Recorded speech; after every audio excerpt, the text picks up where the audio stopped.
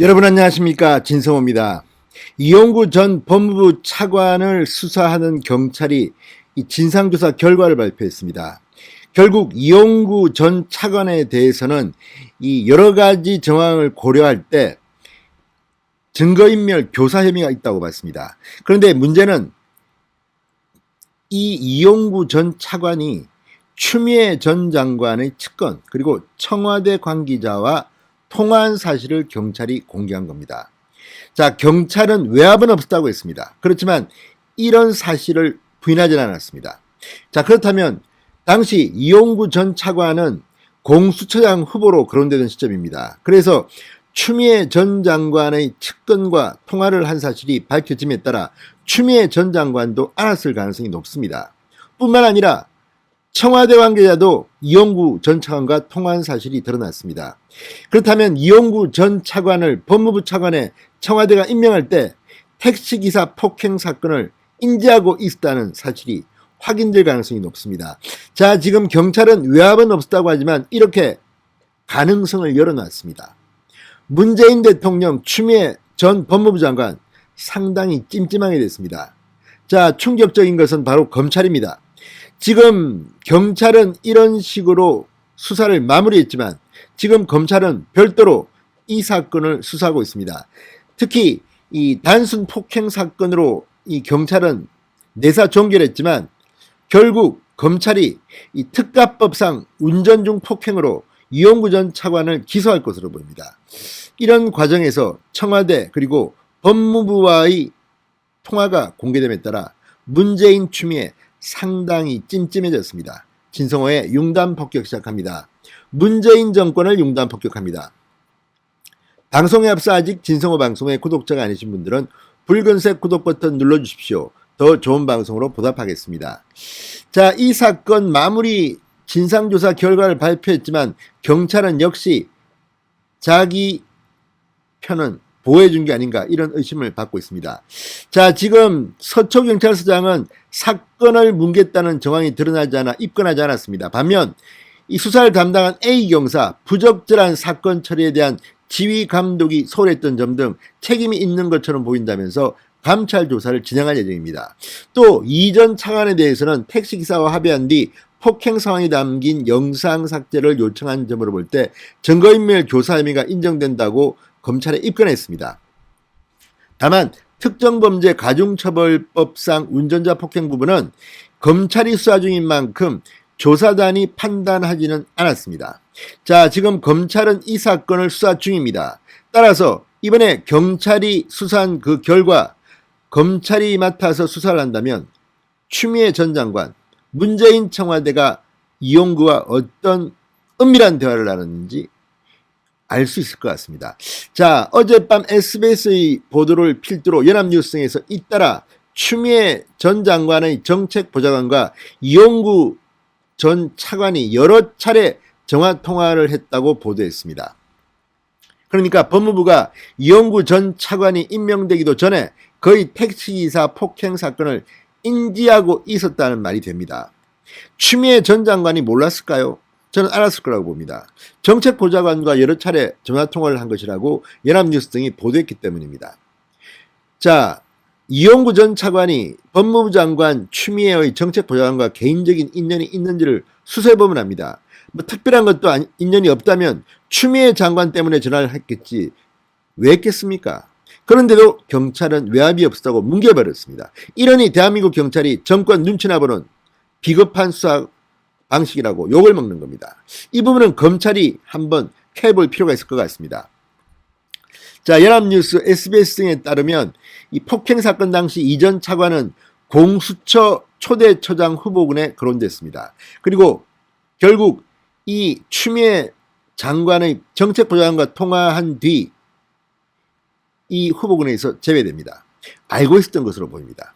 그럼에도 불구하고 추미애 법무부 장관이 당시 윤석열을 징계하기 위해서 법무부 차관이 사의를 표명하자 그 자리를 채우기 위해서 급하게 이용구 변호사를 차관에 임명한 것으로 보입니다. 그러니까 청와대도 이미 이용구 차관과 전 차관과 통화를 여러 차례 했다는 정황으로 볼 때 청와대도 알면서도 이런 폭행 무리를 빚은 이용구 변호사를 법무부 차관을 임명했다는 말인데 이게 지금 문재인 청와대의 정체입니다. 민변 출신이고 우리 편이면 폭행을 하든 말든 그냥 임명해.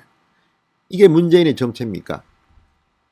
자, 서초선은 같은 달 12일 이 전 차관에게 반의사 불벌죄인 일반 폭행 혐의를 적용해 사건을 내사 종결합니다. 그런데 바로 그 전에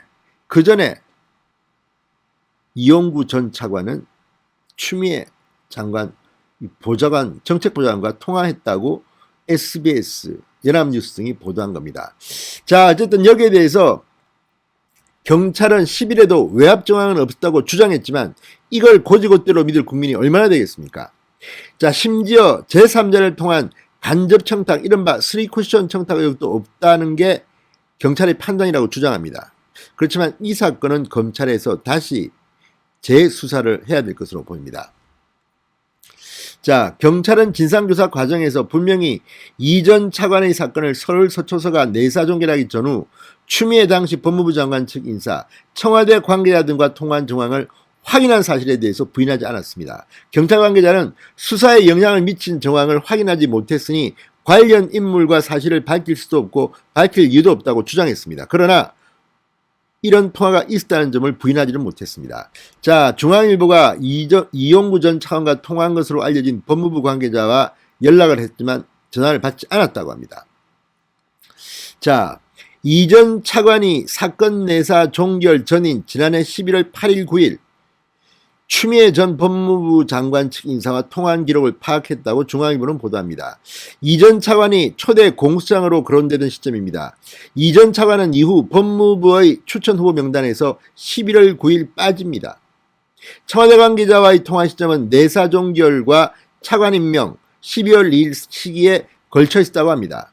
자, 청와대가 이 전 차관의 택시기사 폭행 사건과 그 종결 처리 과정을 알고 있었다는 그런 정황이 아닌가 싶습니다. 자, 그러면서도 이용구를 차관에 임명 강행했습니다. 이게 문재인 청와대의 정체입니다. 이러니 법무부가 개판인 겁니다. 개판. 자, 경찰 관계자는 조사 결과 어떤 통화를 통해서든 수사에 영향을 미쳤던 정황이 확인되지 않았다. 그래서 말을 못 해주겠다는 겁니다. 그러나 이대로 덮기에는 상황이 굉장히 엄중합니다. 자, 경찰의 설명에도 불구하고 통화 당사자들 간에는 은밀한 대화가 오갔을 가능성을 배제하기 어렵다고 중앙일보는 보도합니다. 경찰이 사건에 영향력을 행사할 수 있다고 본 통화 대상 이용구와 경찰관 3명의 통화 내역 중 이 통화 대상은 모두 57명이었습니다. 법조계의 일각에서는 경찰의 진상조사만으로는 봐주기 의혹의 결론을 내기는 어렵다, 이런 지적이 나옵니다. 자, 특히 경찰은 이 전 차관의 통화 내역 중 지난해 11월 17일부터 12월 31일까지 모두 45일간의 수신 내용을 확보하지 못했습니다. 자, 다른 경찰관은 영장이 나왔는데 이용구는 그 부분의 영장이 법원에서 기각됐다고 합니다. 기각 사유에 대해서는 구체적으로 알지 못한다고 합니다. 자, 중앙일보와 통화한 한 변호사는 청와대나 법무부가 사건을 인지했느냐는 수사 개입의 단서가 될 수 있다. 필요하다면 검찰에서 영장을 다시 청구할 수 있을 것이라고 말했습니다. 자, 검찰이 이걸 새로 수사한다면 문재인 추미애 이 찜찜한 부분을 분명히 해야 될 겁니다. 자, 청와대 관계자는 이용구 전 차관의 폭행 사건을 청와대가 알았다는 의혹 보도에 대해서는 이렇게 말했습니다. 언론 보도를 사실로 전제해 답변할 수 없음을 이해하시기 바랍니다. 지들 마음대로 떠들고 있습니다. 자, 어쨌든 지금 문재인 정권 말기입니다. 이런 부패, 무능 이런 것들이 막 터져나오고 있습니다. 이번에는 검찰이 나서야 합니다. 김호수 검찰총장 그동안 친정권 검사라고 욕을 그렇게 먹고 이번에도 박범계한테 인사해서 당했습니다. 그런데도 가만히 있을 겁니까? 검찰의 분발을 촉구합니다. 진성호의 융단 폭격이었습니다. 여러분 감사합니다.